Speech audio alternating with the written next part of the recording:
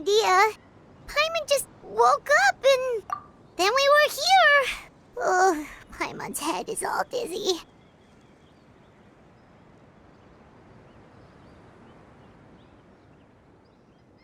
The scenery here looks different, too. Oh, what should we do, Traveler? Please don't tell Paimon someone abducted us and brought us to some strange place that we could never leave. You're right. Better to think of this as the beginning of a new adventure. Thank goodness you're still here. If Paimon woke up alone, she probably would be trembling in a tree hollow.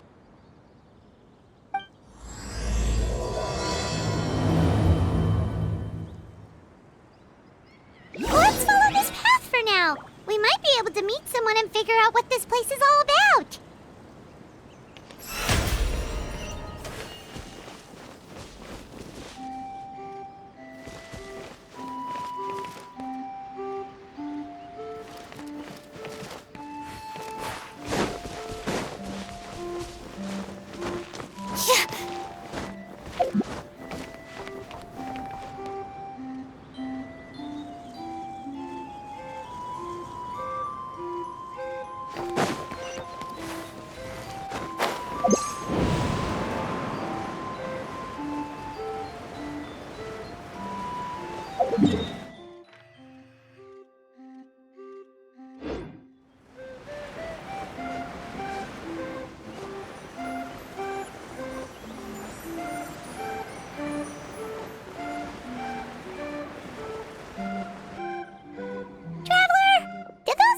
The road looked weird to you. It almost looked like they were made of paper. And those two frogs over there? Yeah, they look like pieces of origami. Oh, by the shade of a lotus leaf stream, don't tell me you forgot how to jump. I didn't forget, Firecracker. I'm just not sure if what I remember is correct. Next thing you know, you'll have forgotten how to sing, much less notate a score.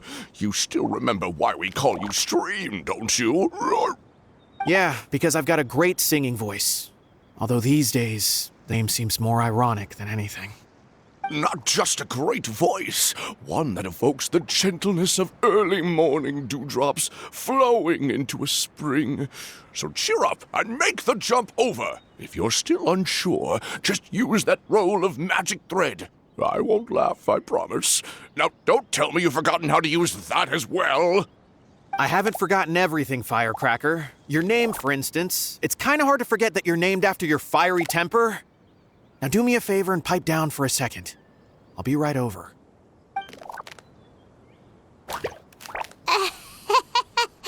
You saw that too, right? Paimon's not seeing things, is she? This place is getting more confusing by the second. Anyway, why don't we go after those two frogs? They didn't look evil or anything. Plus, they might be able to help us out.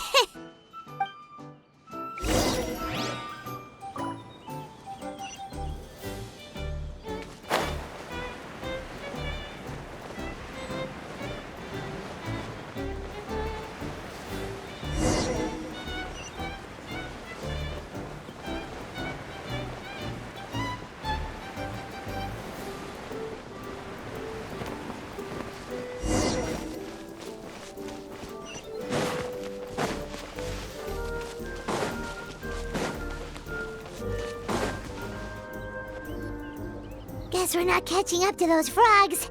They were so fast. Paimon couldn't even tell where they hopped off to in the end. Excuse me, honored travelers. Did you come from the Cliff of Prophecy, perchance? The chubby paper hamster just talked. Chubby? Who are you calling chubby? I've just got a slightly thicker layer of paper on me, that's all. Allow me to introduce myself. My name is Armand, and I'm an elder of the Forest of Blessings. I've been waiting here for the hero of prophecy to arrive. Traveler, could you pinch Paimon just to make sure she's not still dreaming? Pinching, you say? Well, I can help with that. Although you'll have to get a little closer. My arms are rather short. That's alright. We just need a minute to collect ourselves. Okay, let's think things through. We know for sure this isn't the world we're familiar with. The talking paper animals and all the paper trees and plants make that pretty clear. The hero from another world, supported by their companions, shall restore peace to the world. Dearie me, I completely forgot to introduce you to this world, didn't I? And here I am, getting all excited by the arrival of the hero. You'll have to excuse me. This old brain isn't what it once was, all shell and no nut. Oh well, perhaps my once glossy paper has faded past the point of no return. It's okay, really. You can just tell us all about this world now. Let me think. Where should I even begin? Pretty much forgotten everything that happened in the past. Right. I believe the story circulating along the pulp of this forest goes as follows. A long, long time ago, 3 goddesses created this world and named it Simulanka. The goddess of creation, who presides over matter and magic, created the mountains and rivers and gave us life.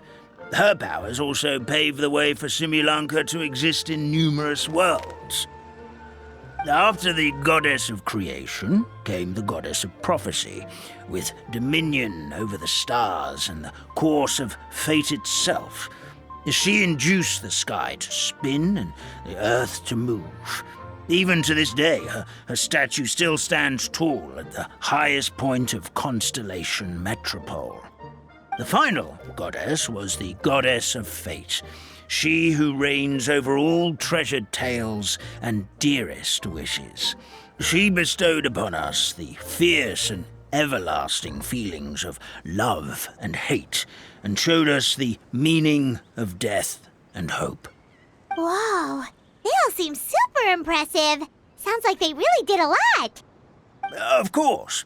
All new residents of Simulanka come to the forest to thank the goddess of creation for founding this world, and travel to Constellation Metropole to witness the divinations of the goddess of prophecy's numerous oracles. After that, they make their way to the end of the world and tell the goddess of fate about their most cherished dreams. Well, at least that's how it used to be. How it used to be? Did something bad happen? Oh, yeah. That has to do with the hero you're waiting for, right? Yes, this old brain of mine may have forgotten many things, but I will never forget the day the evil dragon descended upon our forest. It came down from the skies in an ominous black mist and ravaged our homeland. Its gigantic footprints can still be seen in the kingdom of breezes and bells. We're incredibly fortunate that no one was hurt. Sounds terrifying. The terror doesn't stop there, I'm afraid. Ever since the attack, the Calligraphy Tavern in the forest has been closed. No one knows why, but it's a catastrophe of the highest order for us, forest dwellers.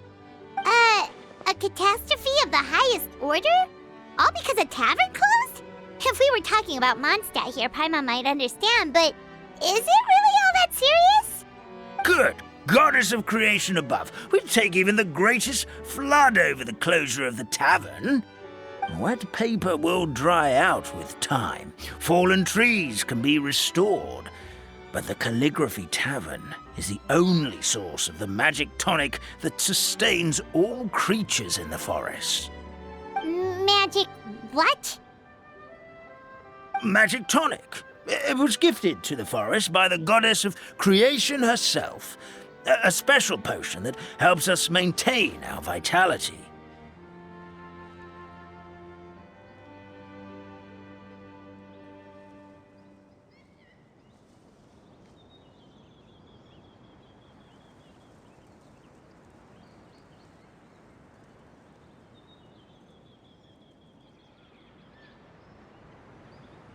Well, our bodies will gradually crumple and become brittle until they eventually disintegrate entirely. Our colors will fade and we'll start to lose our memory until we can't even remember our own names.